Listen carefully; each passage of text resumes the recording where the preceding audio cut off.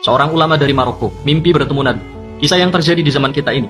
Nabi berkata kepadanya, pergilah kamu ke Mekah, temui Fulan bin Fulan. Beritahu dia bahwa dia adalah ahli surga. Malam kedua pun dia mimpi yang sama. Malam ketiga pun juga. 3 malam berturut-turut mimpi Nabi dengan pesan yang sama.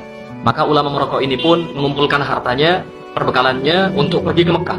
Sesampainya di Mekah, ia melakukan umroh, lalu menghubungi sahabat-sahabatnya para ulama Mekah untuk menanyakan orang yang dia cari. Maka bersama-sama dengan para ulama Mekah, mereka mencari orang yang dimaksud. Dapat info, dia tinggal di daerah pelosok. Sesampainya di daerah yang dimaksud, para ulama ini bertanya kepada penduduk setempat, kau tahu rumah Fulan bin Fulan? Penduduk itu pun kaget. Kalian, para ulama, dengan pakaian terhormat, kalian orang-orang soleh, dengan penampilan alim seperti ini, mencari Fulan bin Fulan? Iya, memangnya kenapa? Kata ulama Maroko itu. Kalian akan tahu sendiri setelah bertemu dengan orangnya.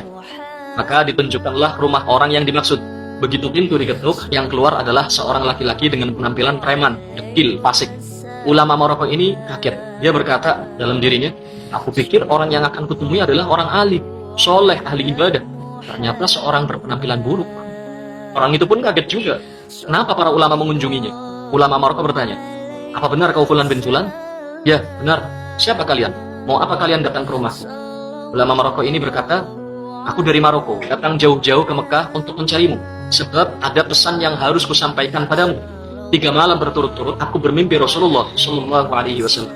Beliau berpesan, pergilah kamu ke Mekah, temui Fulan bin Fulan. Beritahu dia bahwa dia ahli surga. Demi Allah, aku tak melebih-lebihkan apa yang beliau sampaikan ini. Orang ini pun menangis, menepuk-nepuk kepalanya, gak percaya. Aku ahli surga? Oh pasti bohong, orang sepertiku tidak mungkin mendapat kabar seperti ini. Ulama Maroko ini mengatakan, wallahi, aku baru selesai umroh, gak mungkin aku dusta dalam kata-kataku. Orang itu pun terduduk lemas, dia menangis. Ulama Maroko berkata, demi Allah, apa amal perbuatan yang kau lakukan sampai kau dapat kabar gembira seperti ini? Dia pun menjawab, aku ini orang hina, orang paling rusak, paling bejat di kota ini. Aku selalu sembrono dalam sholat. Bertahun-tahun aku tak pernah ke Masjidil Haram, padahal aku tinggal dekat Ka'bah. Aku ini orang rusak, aku tidak punya amal apapun. Maka ditanya lagi, coba kau ingat-ingat lagi, mungkin kau punya amal yang kau lupakan. Maka orang ini mengingat-ingat, lalu dia katakan, iya, aku punya satu amal baik, dan cuma ini amal baik yang aku punya. Tidak ada amal soleh lain selain yang ini. Dulu, aku pernah punya seorang tetangga, dia mati. Dia meninggalkan istrinya menjanda dan anak-anaknya yatim. Saat itu aku bernazar, akan membagi 2 semua upahku. Satu untukku dan keluargaku, satu lagi untuk janda tetanggaku dan anak-anaknya. Wallahi, dari semenjak itu sampai hari ini, aku masih terus membagi 2 upahku untuk keluargaku dan untuk mereka. Ulama Maroko berkata, ayo kita ke Masjidil Haram. Orang ini pun mandi, memakai pakaian terbaiknya, lalu pergi bersama para ulama ke Masjidil Haram untuk sholat berjamaah. Pertama kali dia masuk Masjidil Haram, dia menangis. Dia terus menangis, nggak henti-henti sampai dikumandangkan iqamat sholat. Bahkan dalam sholat pun dia menangis. Ketika imam baca surat, orang ini terus menangis. Terisak sampai membuat ulama Maroko ini yang sholat di sampingnya ikut menangis.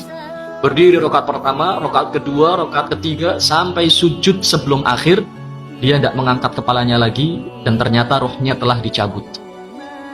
Pesannya adalah, jangan berprasangka buruk dengan siapapun. Siapa tahu dia ahli surga.